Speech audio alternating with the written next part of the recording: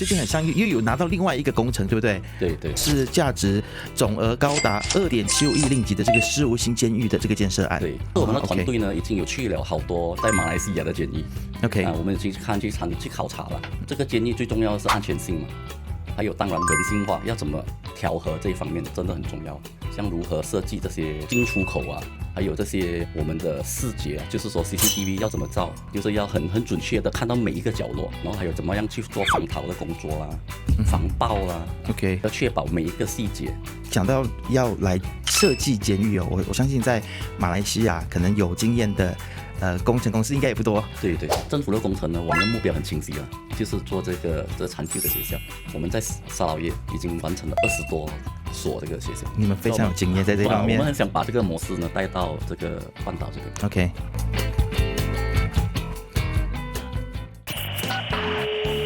你好，欢迎收看别分财经所制作的，由别分财经所制作的。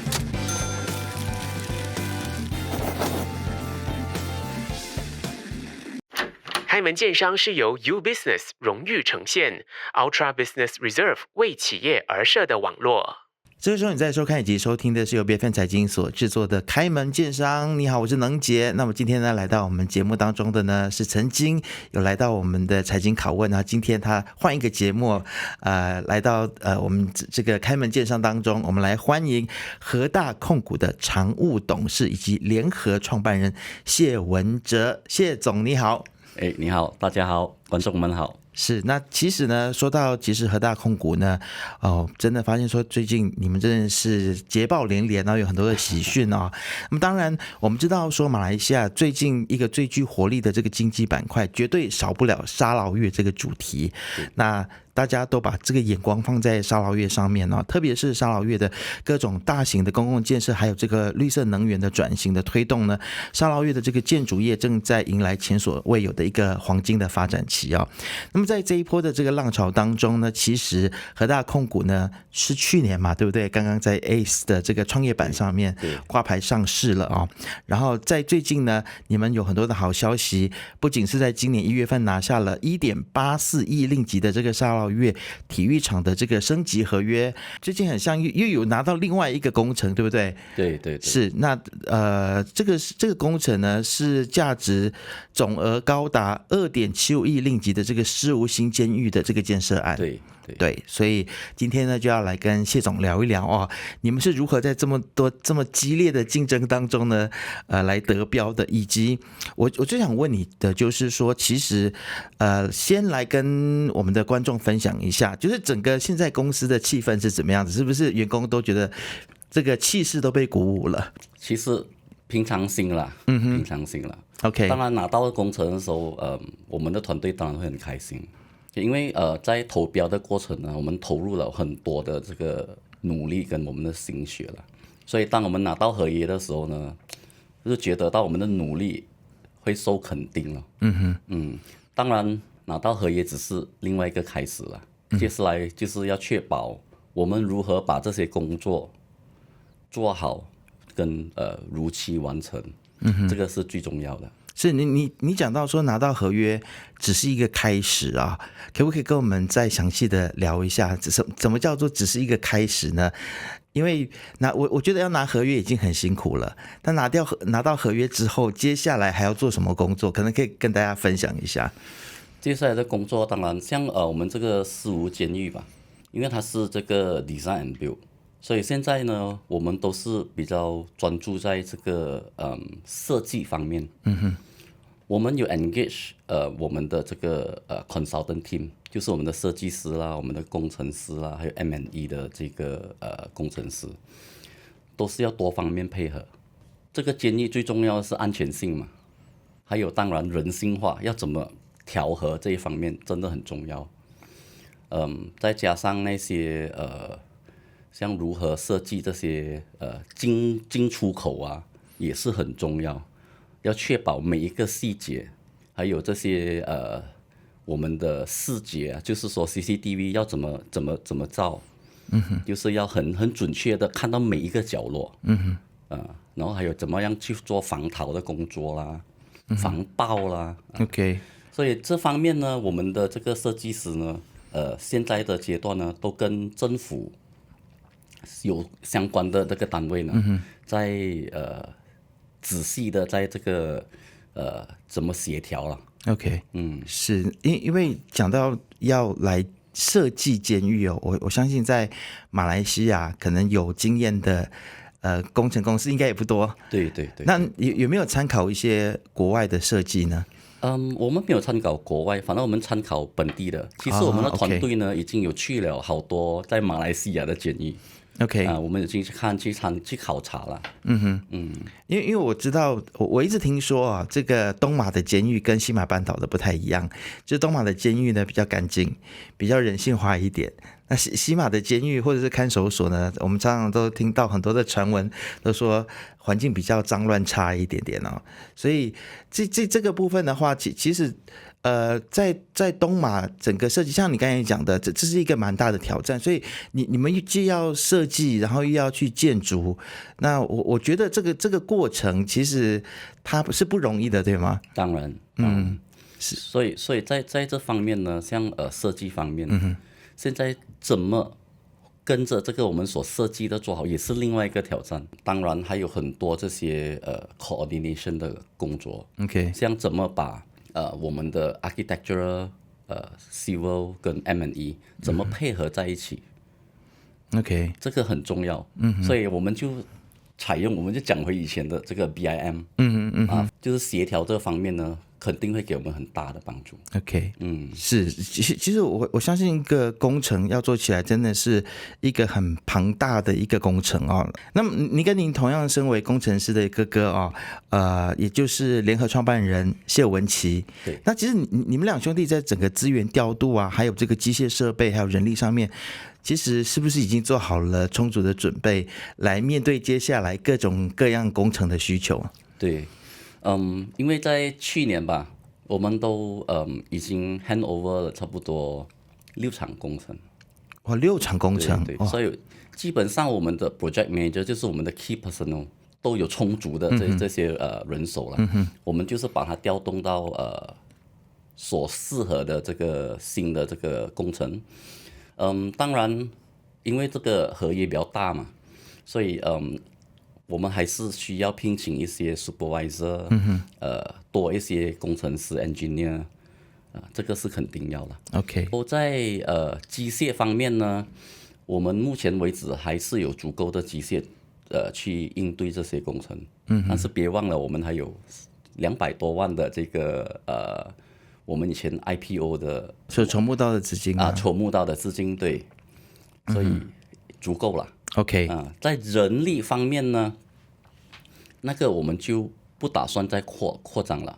我们就会找一些sub labor 的 contractor 来帮我们在施工方面的这个过程啊。OK，你到目前为止呢，你对于和大控股的这个股价你自己怎么看呢？因为这个2025年6月成功以16 cent 的这个价格登陆到这个 ACE 的创业板那么上市将近1年，股价近期大约是在22到23 cent 左右徘徊。那回顾这一年，从私人企业转变为上市公司，其实对你们争取大型公共工程，其实带来一个怎么样子实质的帮助？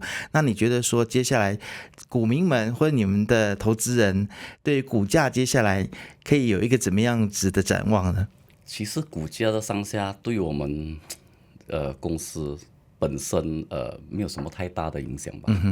OK，反而上市从这个私人公司转向这个上市公司，就真的有很大的差别。因为我们公司的这个企业的形象啊，我们的透明度啊都很好。所以政府方面呢都会比较看重这一点。OK，然后再加上我们资金方面也更多元化。像这个沙劳越体育馆只有1年的工程。所以资金真的要很足够，因为前期的这个资金都要给 specialist 去order 他们的这个 material。OK， 好，接下来我可能这个问题呢比较尖锐一点，但是也是想要请您来分享，让我们其他的企业家可以来学习的就是其实上市之后肯定是有一笔资金嘛。但是我相信很多公司它可能都会遇到一些淡季啊，或者是它遇到一些可能有资金，但是现在还没有特别能够突破的工程来做，或者是还没有想到一个特别好的点子等等啊。那在面对比较平淡的时候，你是怎么样子思考的？你是怎么样去想方法去找到为公司找到盈利点也好，或者是找到一个突破口？像我们做工程的，我们只能投入更多时间去谈的。像过去的这个半年，我可以说我们进入冷静期啊。OK， 差不多都没有什么工程。其实，在那段时间，我们去投标的更多。OK， 其实你说没有什么工程是，其实有工程在进行当中，新的工程但是没有新的工程，对新的工程。所以那时候呢，我们投标的工程，到现在为止，我们有差不多4个 billion 的这个tender book。OK， 这都是从去年年尾慢慢累积到现在，差不多4个 billion。所以这些都是我们所付出，就是说准备怎么去应对以后嘛。因为你投得多，机会当然你跟着更多吧。OK， 我可以解读成就是要主动出击，对不对？对，当然是你要很努力的去对面对可能比较冷静的这个时期，对要怎么样子去找到机会。对。其实我也注意到说，你们公司最近公布了2026年的这个第一季度的这个财报嘛，对不对？截至1月31号的业绩啊，那么营收和利润出现了比较大幅度的下滑。那么市场对这件事情其实是蛮关注的啊。你会怎么解读第一季度的数字呢？这个主要是因为项目周期的这个入账时间差，还是面临了一些成本上涨的压力呢？那时候应该没有什么成本上涨吧。OK， 我可以说的是就像这前半年嘛，没有什么新的工程进来。OK， 所以再加上我们的上市过后呢，所有的这个 admin cost、fixed expenses 都提升了。所以多多少少都会影响到我们的这个利润。 OK， 然后我们的新工程呢，都是在1月中到1月尾才进来，所以它的那个 revenue、它的那个 profit 全部都还没有recognize 在这个 first quarter 的 result。是，但是接下来可能这个做你们做工程的朋友可能会比较担心的就是油价上涨，还有这个原材料上涨的问题嘛。我们之前也有访问到这个达到雷志雄啊，他上来也是吐了蛮多的苦水哦。那其实我就很好奇，是和大控股要怎么样子来面对这一波的上涨潮？然后因为接下来我们也看到说，像石吴监狱这样子长达3年的合约啊。那你们要怎么样子来确保未来的利润不会被通膨啊，或者是战争啊等等这种不可控的因素所影响呢？我可以说这个是一个 global 的 issue 了。每一个 contractor 肯定都会遭殃，也避免不了的。所以我就把它分成可能短期跟长期的这个解决方案。短期呢，可以说是可能在3到5个月左右吧。我们只能预先订购一些建筑材料，像rebar 啦那一些，我们可以预定的，我们都事先预定。OK， 第二呢，就是当然我们就是 subcontract， 就是外包，给一些 specialist，把一些风险转移给我们的这个外包商。OK， 第三，我们能做的呢，当然是做一些 value engineering，或者想一些 method， 像我们的这个 Sarawak Stadium。我们从installation 那一边呢，就是说组装它的这个facade，就是它的这个整个 stadium 的这个外观，因为它整个外观都做过新的，所以与其我们一直锁上去，用那个 skylift 升降机一直锁上去，现在我们就把它改换成整个 panel， 就说可能5米一个 panel， 就是在地上我们先组装好，再用这个crane 跟 skylift吊上去，一个一个组装，省时间、省人力、省机械。这机械的前期是蛮重本的。OK， 所以这一方面，我们就是尽量想办法，怎么样把成本降低吧。要有创意。对，然后长时间，如果是说3年的打战啊，或者什么啊，我相信没有几个承包商可以顶得住这个压力吧。所以就是只能希望政府方面呢，可以出手帮忙。是因为面对现在柴油，今天我们访问的时候已经快要来到7块钱了哦。7块钱。是，那其实你们应该也是用柴油的一个对，当然非常主要的，就是做工程的，肯定在机械对方面肯定都要用柴油，还有现场发电肯定也都需要用到柴油嘛。对，当然。所以现在是很头痛的一个时刻。当然，对，差不多2-3倍啊，它的那个差价。这样子会影响到你们的利润吗？多多少少一定会，但是我们像如果你是做那些 infra， 就是说做道路建桥的，那影响很大。OK， 因为基本上都是靠机械做工跟那个运输，运输都是 direct impact， 因为都是 diesel，你 direct impact to 他们这些做 infra 的。OK， 在我们这个方面呢，我们最近刚刚拿到的新工程呢，都是 more to building，还是会影响，diesel 方面，像建材方面，像我们的这个aluminium，应该有起了差不多10多%吧。OK，是避免不了的有些东西。但是在沙捞越很像柴油的价格是比较稳定的，是吗？我们做工程的都是要买 commercial。OK， 所以还是要买。只有民用的不受影响，但是做工程的还是受到影响。对，好，每一次您来呢，一定要来跟你聊聊一下沙捞越的发展，因为你是在地的嘛，对不对？那你们作为一家沙捞越的建筑公司，其实我觉得你对于沙捞越整个大爆发的这个趋势肯定很有了解。现在除了像是学校、医院、体育场跟监狱等等这种传统的公共建设，其实在沙捞越还有哪一些的发展，你是觉得说是蛮有机会的呢？像沙捞越这个2026年的这个预算案，政府差不多投入了10多个 B 就是建桥啦、造路啦，10多个 billion， 对，所以机会还是在那边。OK， 是，当然还有一些像 government quarters，也都会有一些 building 的工，差不多有2-3个 billion 的工程。是，这些都是政府在公共工程方面比较注重的这一块。对，所以在接下来几年，你们公司在那边还是很有发展，对，还是很有机会的。然后联邦政府方面也投入很多 ，RMK 13，OK， 也是几十个 billion，在未来5年里面，OK， 像医院啊，这个防洪的工作啦，也是有造路啦，都很多。OK， 因为过去我对沙捞越的印象呢，就是有很多内陆的地方是没有水。也没有电，也没有电工的，对，所以这种基础建设的发展，其实在沙捞越还是一个非常非常多机会的，对吗？对，政府也是在这方面，政府也是有allocate 了差不多6个 billion，就是提升这些water piping water treatment plant 的工程。OK， 是，这是个好消息了。对，不然城乡的差距真的是越来越大哦。是，好，那我们也知道说沙捞越政府现在在大力的推动这个绿色能源嘛。那其实你之前有提过说公司在积极的竞标各地的这个变电站的项目，那么这一块的业务的进展如何呢？其实在这个前期的这些投标工作呢，竞争是真的蛮大。OK，可能第一期没有意想中的那么理想吧。